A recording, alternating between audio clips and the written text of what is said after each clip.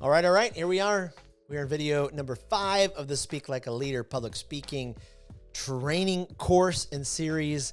And we've been diving in. And I know so far you're probably wondering, okay, when are we getting to the public speaking stuff? Like, how do I use my hands? And how do I craft a thesis statement? And, all that kind of stuff. How do I use voice inflection? How do I tell a story? How do I make a crowd laugh? How do I use better slides?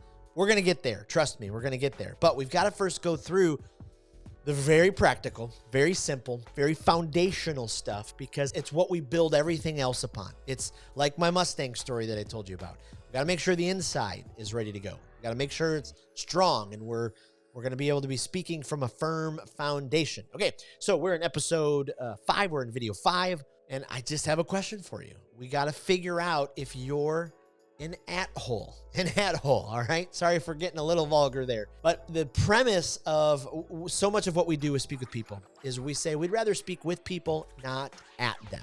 With them, not at them. Whether that's one-on-one, to a team, from a stage, or from a screen. Each of those ways, we have an opportunity to either communicate, speak, present with people, or at them. We like to say it this way. When you speak with people, you breathe the life into them. You lift them up. You give them hope. When you speak at people, you suck the life out of them. You take the hope away. You tear them down.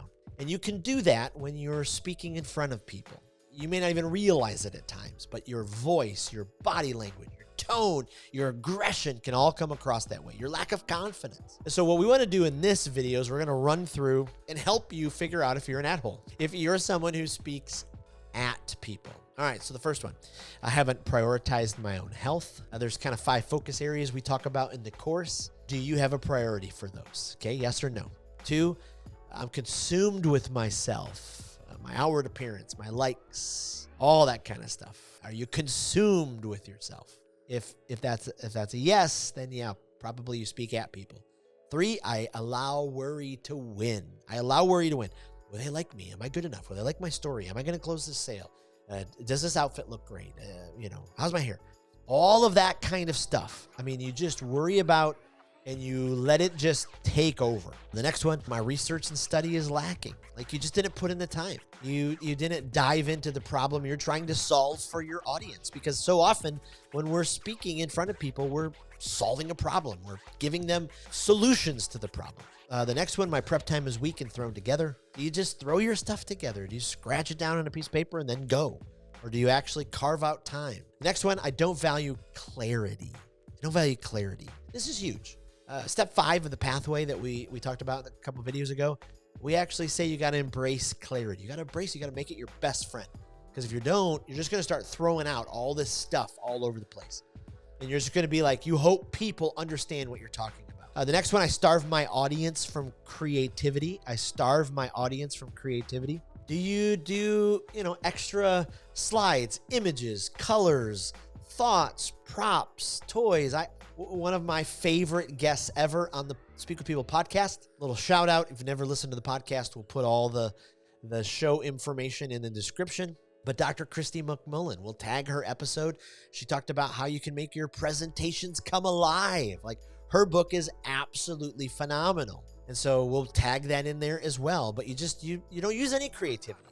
And she would say, how dare you? You got to use creativity. Another, if you speak at people, you drown people in information. You drown them in information. You're just dumping it and you're hoping it's sticking. That's all you're doing. Another one, I tell stories that are clinical and not applicable to real life. What do I mean by that? Well, in 1932, you go into this whole diatribe that's just like, what does this have to do with anything that we're talking about? Now, you can use historical stories, but use them in a way that captivates attention. Another question. I don't see laughter as a partner. Maybe don't lean into laughter at all. And a lot of people, what their excuse is? Their excuse is, I'm not funny. Well, here's the reality. We all can lean into laughter. It's possible. And so we've got to be able to see it as a partner. Ooh, a couple more. I talk down to people. Some of us don't even realize we talk down to people. We just have this overconfident voice and we're just talking down to people. I'm the hero of all my own stories. Right? Here's the reality. Your audience is the hero. You're the guide, and you got to bring them along. You got to bring them along. Now, in the description, we'll put a link to where you can go and take a quiz where you can find out, okay, do I speak with or do I speak at people? Because you don't want to be an at-hole, right? You don't want to be that, right? I'm doing a little play on words there.